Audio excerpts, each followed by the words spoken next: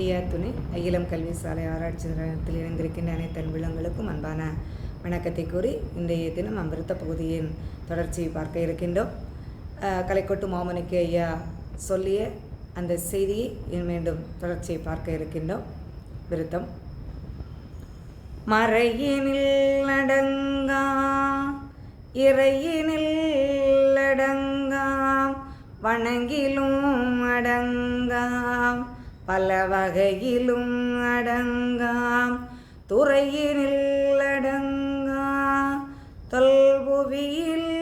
அடங்காம் சுகையினில் அடங்காம் சுருதியில் அடங்காம்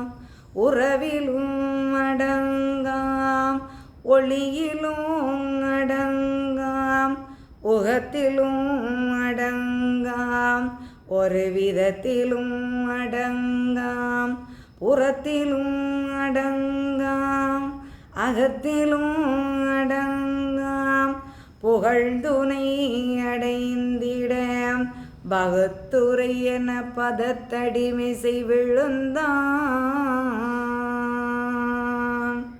ஐயா உண்டு விளக்கம். அதாவது மறை என்று சொல்லக்கூடிய அந்த இறை ஞானத்தை அடையக்கூடிய அந்த ஆகம விதிக்கு உட்பட்டு நீங்கள் அடங்க மாட்டேன் என்று சொல்லுகின்றீர்களே, இறை என்று சொல்லக்கூடிய இறைவனாக பாவித்து வழிபடக்கூடிய அந்த தன்மையில் அடங்க மாட்டேன் என்று சொல்லுகின்றீர்களே, வணங்கி பல விதங்களில் வணங்கினாலும் நான் அதற்குள் அடங்க மாட்டேன் என்று சொல்லுகின்றீர்களே, பல வகையிலும் எந்த வகையிலும் இங்கே இறைவனை நான் அந்த இறைவன் என்று சொல்லக்கூடிய நிலையில் என்னை நீங்கள் கண்டுகொள்ள முடியாது என்று சொல்லுகின்றீர்களே,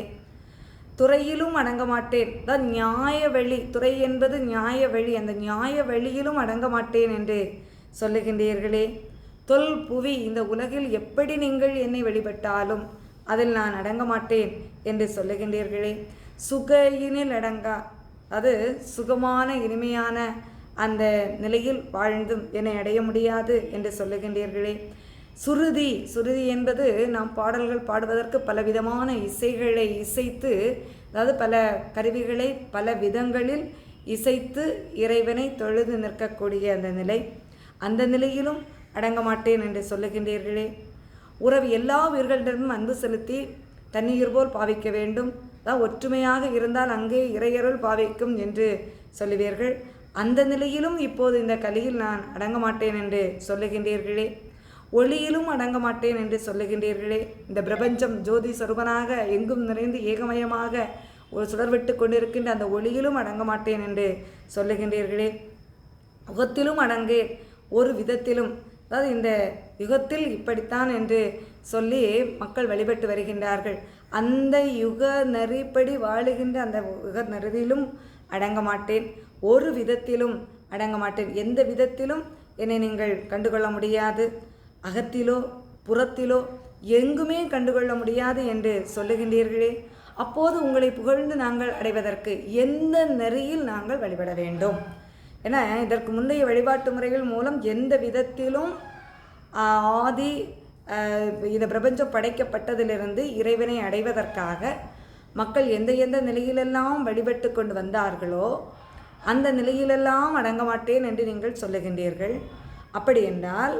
உங்களை நாங்கள் அடைவதற்கு, உங்களை புகழ்ந்து பணிவதற்கு